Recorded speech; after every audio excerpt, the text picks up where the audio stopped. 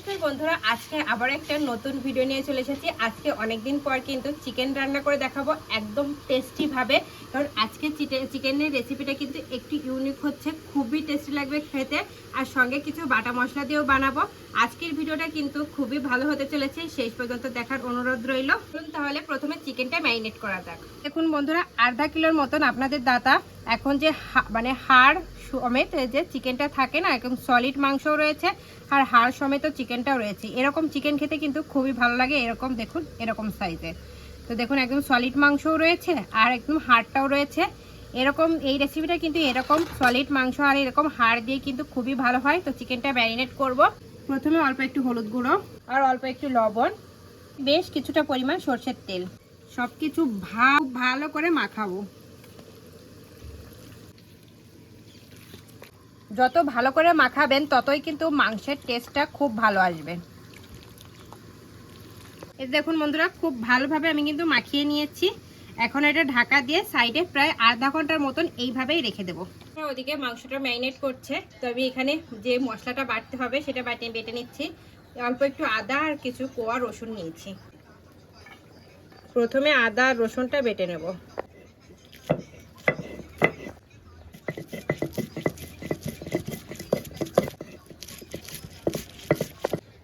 আদা রসুনের বাটাটা হয়ে গেছে, এটা উঠিয়ে নিচ্ছি। আদা রসুনটা তো বেটে না হয়ে গেছে, তো তারপরেও কিন্তু আমি আধা ঘন্টার মতন ওয়েট করেছি। মাংসটা খুব ভালোভাবে ম্যারিনেট করে নিয়েছি, কারণ যত ভালো মাংসটা ম্যারিনেট করবেন তত ভালো কিন্তু খেতে খুবই ভালো লাগবে। তো এখন রান্নার দিকে চলে এসেছি, চুলোটা ধরিয়ে নিয়েছি। চুলোর ওপর কড়াইটা বসিয়ে দিয়েছি। এখন কড়াইয়ের ভেতর বেশ খানিকটা পরিমাণ তেল দিয়ে দেবো। সর্ষের তেলেই কিন্তু আজকে রেসিপিটা করব। বন্ধুরা, তেলটা গরম হয়ে গেছে, এখন আলুটা ভেজে নেব। আগে থেকে কেটে রেখেছিলাম।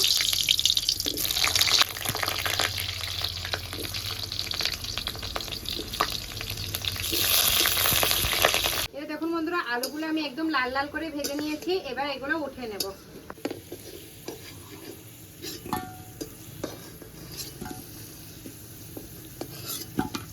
এবার ওই একই তেলে দুটো শুকনো লঙ্কা আর কিছুটা জিরে ফোড়নে দিয়ে দেবো। জিরা শুকনোটা ভালো করে ভাজা ভাজা হয়ে গেলে পেঁয়াজ বাটা দিয়ে দেবো। আপনারা চাইলে এখানে পেঁয়াজ কুচিও ইউজ করতে পারেন।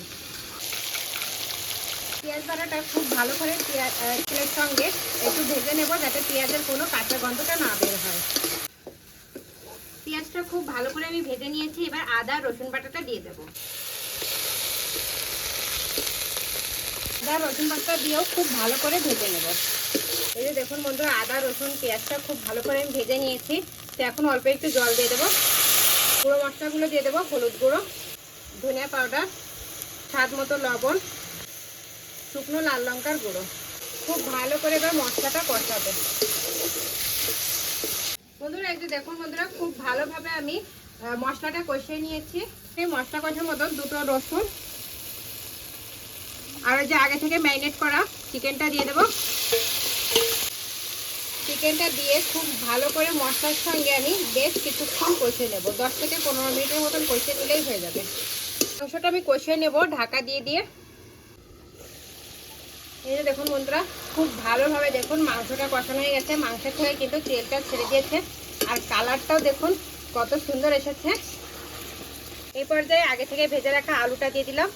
আলুটা দিয়ে আর একটু ভালো করে 2-3 মিনিটের মতন এই যে মশলার সঙ্গে আলুটা কষিয়ে নেব। আলুটা কিন্তু আগে থেকে কিন্তু আমি ভেজে নিয়েছিলাম, সেজন্য অতটা পরিমাণ জল দেওয়ার দরকার নেই। আলুটাও অনেকটাই সেদ্ধ হয়ে গেছে। তো এখন অল্প একটু জল দিয়ে দিচ্ছি। দেখুন ঠিক এতটা পরিমাণে আমি জল দিয়ে দিয়েছি। এখন এই জলেই কিন্তু আলু আর মাংসটা যেটুকু বাকি রয়েছে সেদ্ধ হতে, ততটুকু কিন্তু সেদ্ধ হয়ে যাবে। এখন এইভাবে ঢাকা দিয়ে রান্না করে নেব। ওদিকে মাংসটা রান্না হচ্ছে আর এদিকে একটা মশলা বেটে নেব। তো এখন দেখুন, এখানে গোটা গরম মশলা রয়েছে আর সঙ্গে 1 চামচের মতন গোটা জিরে নিয়েছি। এই সবটুকু মশলাটা আমি বেটে নেব। অল্প একটু জল দিয়ে বেটে নেব।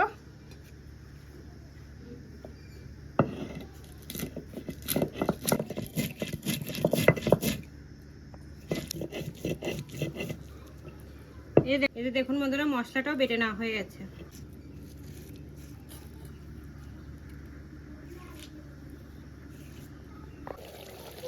এই যে দেখুন বন্ধুরা, মাংসটা হয়ে গেছে। দেখুন কত সুন্দর কালার এসেছে।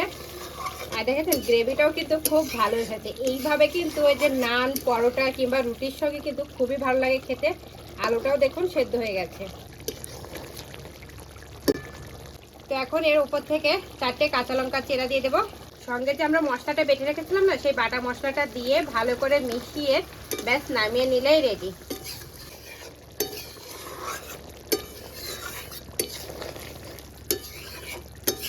এবার নামিয়ে নেব।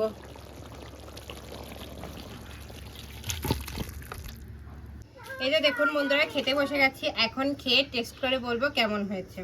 দেখুন বন্ধুরা, গ্রেভিটা দেখুন একবার কত সুন্দর এসেছে।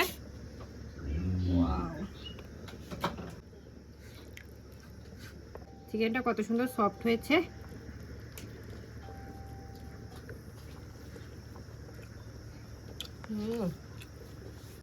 আসলেই ওই যে গরম মশলা, যে গোটা গরম মশলা বাটাটা লাস্টে দিলে না এতটা টেস্টি হয় কি বলবো। ভাজা গুঁড়োর মধ্যে কিন্তু এতটা টেস্ট নেই, যেরকম এরকম কাঁচা বাটা মশলাটা দিলে টেস্ট লাগে।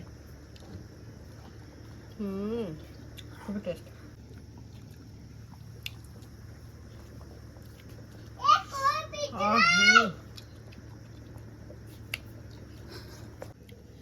মাংসটা একদম সফট।